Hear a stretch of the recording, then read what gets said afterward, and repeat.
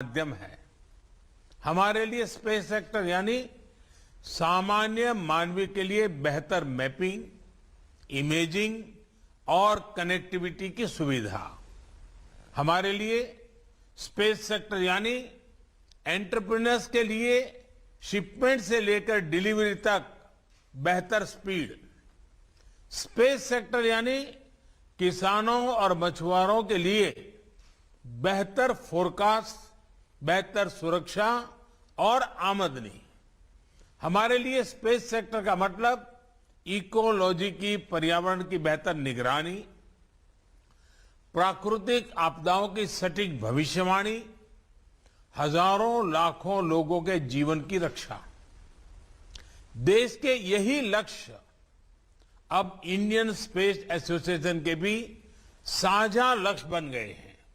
साथियों, आज देश एक साथ इतने व्यापक रिफॉर्म्स देख रहा है क्योंकि आज देश का विजन स्पष्ट है। ये विजन है आत्मनिर्भर भारत का। आत्मनिर्भर अभियान सिर्फ एक विजन नहीं है, बल्कि एक well thought, well plan, integrated economic strategy भी है। एक ऐसी स्ट्रेटेजी जो भारत के उद्यमियों, भारत के युवाओं के स्किल की क्षमताओं को बढ़ाकर भारत को ग्लोबल मैन्युफैक्चरिंग पावर हाउस बनाए। एक ऐसी स्ट्रेटेजी जो भारत के टेक्नोलॉजिकल एक्सपर्टीज को आधार बनाकर भारत को इनोवेशंस का ग्लोबल सेंटर बनाए। एक ऐसी स्ट्रेटेजी जो ग्लोबल डेवलपमेंट में बड़ी भूमिका निभाए, भारत के ह्यूमन रिसोर्सेज और टैलेंट की प्रतिष्ठा विश्व स्तर पर बढ़ाए। और इसलिए भारत आज अपने यहां जो रेगुलेटरी एनवायरनमेंट बना रहा है, उसमें इस बात का बहुत ध्यान रख रहा है कि देश हित और स्टेक होल्डर के हित दोनों को प्राथमिकता दी जाए। आत्मनिर्भर भारत अभियान के तहत भारत ने डिफेंस, कोल और माइनिंग जैसे सेक्टर पहले ही खोल दिए हैं। पब्लिक सेक्टर एंटरप्राइज को लेकर सरकार एक स्पष्ट नीति के साथ आगे बढ़ रही है और जहां सरकार की आवश्यकता नहीं है, ऐसे ज्यादातर सेक्टर्स को प्राइवेट एंटरप्राइज के लिए ओपन कर रही है। अभी एयर इंडिया से जुड़ा जो फैसला लिया गया है, वो हमारी प्रतिबद्धता और गंभीरता को दिखाता है। साथियों, बीते वर्षों में हमारा फोकस नई टेक्नोलॉजी से जुड़ी रिसर्च एंड डेवलपमेंट के साथ ही उसको सामान्य जन तक पहुंचाने पर भी रहा है। पिछले 7 साल में तो स्पेस टेक्नोलॉजी को हमने last mile delivery, leakage free और ट्रांसपेरेंट गवर्नेंस का अहम टूल बनाया है। गरीबों के घरों, सड़कों और दूसरे इंफ्रास्ट्रक्चर प्रोजेक्ट्स में जियो टैगिंग का उपयोग हो, सैटेलाइट इमेजरी से विकास कार्यों की मॉनिटरिंग हो, फसल बीमा योजना के तहत तेजी से क्लेम सेटल करना हो, नाविक सिस्टम से करोड़ों मछुआरों की मदद हो, डिजास्टर मैनेजमेंट से जुड़ी प्लानिंग हो। हर स्तर पर स्पेस टेक्नोलॉजी गवर्नेंस के प्रोएक्टिव और ट्रांसपेरेंट बनाने में मदद कर रही है। साथियों, टेक्नोलॉजी जब सबकी पहुंच में होती है, तब कैसे परिवर्तन हो सकते हैं, इसका एक और उदाहरण डिजिटल टेक्नोलॉजी है। आज अगर भारत दुनिया की टॉप की डिजिटल इकोनॉमी में से एक है, तो इसके पीछे एक बड़ा कारण यह है कि हमने डेटा की ताकत को गरीब से गरीब को भी सुलभ बनाया है। इसलिए आज जब हम कटिंग एज टेक्नोलॉजी के लिए स्पेस को एक्सप्लोर कर रहे हैं, तब हमें उस नागरिक को याद रखना है जो अंतिम पायदान पर खड़ा है।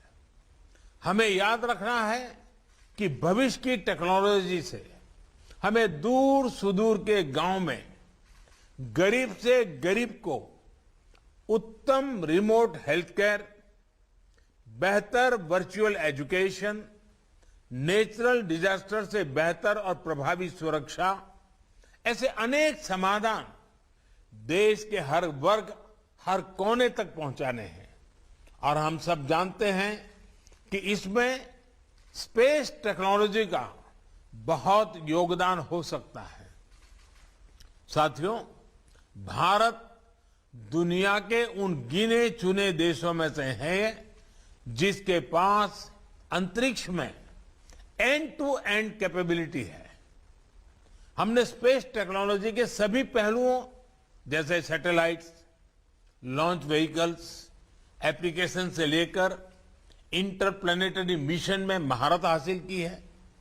हमने एफिशिएंसी को अपने ब्रांड का अहम हिस्सा बनाया है। आज जब इंफॉर्मेशन एज से हम स्पेस एज की तरफ बढ़ रहे हैं, तब इस एफिशिएंसी की ब्रांड वैल्यू को हमें और सशक्त करना है। स्पेस एक्सप्लोरेशन की प्रोसेस हो या फिर स्पेस टेक्नोलॉजी की एप्लीकेशन, एफिशिएंसी और अफोर्डेबिलिटी को हमें निरंतर प्रमोट करना है। अपनी ताकत से जब हम आगे बढ़ेंगे तो ग्लोबल स्पेस सेक्टर में हमारी हिस्सेदारी का बढ़ना तय है। अब हमें स्पेस कंपोनेंट्स के सप्लायर से आगे बढ़कर end to end space system की सप्लाई चेन का हिस्सा बनना है। ये आप सभी की, सभी स्टेक होल्डर्स की पार्टनरशिप से ही संभव है। एक पार्टनर के तौर पर सरकार हर स्तर पर इंडस्ट्री को, युवा इनोवेटर्स को, स्टार्टअप्स को सपोर्ट कर रही है और आगे भी करती रहेगी। साथियों, स्टार्टअप का एक मजबूत इकोसिस्टम विकसित करने के लिए प्लेटफॉर्म अप्रोच बहुत जरूरी है। ऐसी अप्रोच जहां एक open access public control platform सरकार बनाती है और फिर उसको इंडस्ट्री और एंटरप्रेन्योर्स के लिए उपलब्ध कराया जाता है। उस बेसिक प्लेटफॉर्म पर एंटरप्रेन्योर नए सॉल्यूशन तैयार करते हैं। डिजिटल पेमेंट्स के लिए सरकार ने सबसे पहले यूपीआई प्लेटफॉर्म बनाया। आज इसी प्लेटफॉर्म पर फिनटेक स्टार्टअप का नेटवर्क सशक्त हो रहा है।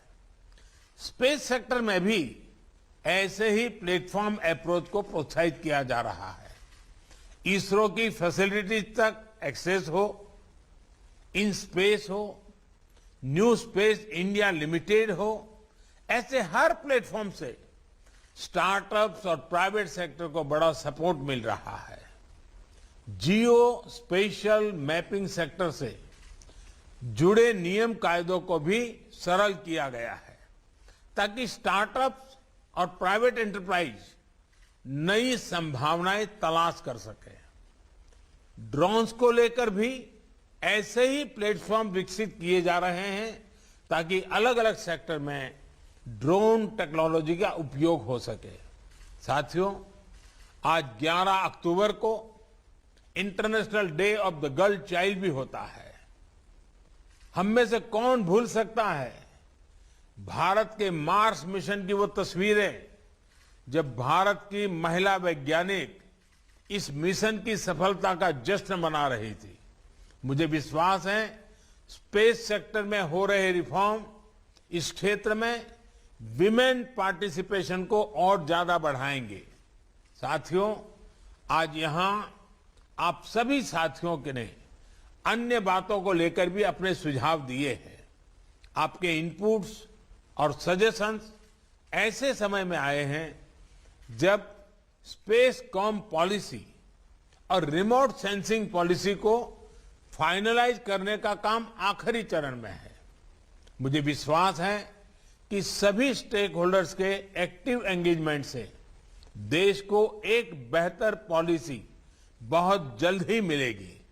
साथियों, आज हम जो निर्णय लेंगे, जो नीतिगत सुधार करेंगे, उनका प्रभाव आने वाली पीढ़ियों पर पड़ेगा, आने वाले 25 वर्षों पर पड़ेगा। हमने देखा है कि 20वीं सदी में स्पेस और स्पेस पर राज करने की प्रवृत्ति ने दुनिया के देशों को किस तरह विभाजित किया। अब 21वीं सदी में स्पेस दुनिया को जोड़ने में, यूनाइट करने में अहम भूमिका निभाए, ये भारत को सुनिश्चित करना होगा। जब भारत अपनी आजादी के 100 वर्ष मनाएगा तो भारत जिस ऊंचाई पर होगा उसमें आप सभी का, हम सभी का योगदान महत्वपूर्ण होगा।